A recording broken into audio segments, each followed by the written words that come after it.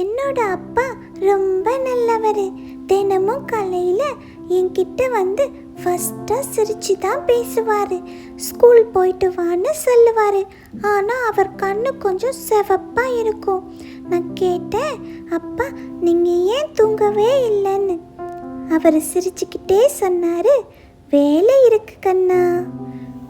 ஒரு நாள் நைட்டு நான் எழுந்து வந்தேன்.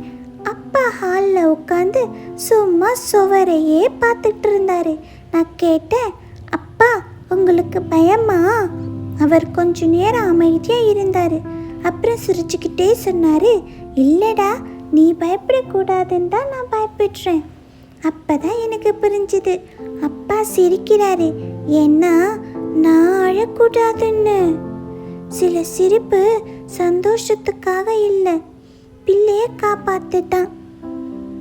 என்னோட பேச்சு உங்களுக்கு பிடிச்சிருந்தா லைக் பண்ணுங்கள், ஷேர் பண்ணுங்கள், கமெண்ட் பண்ணுங்கள்.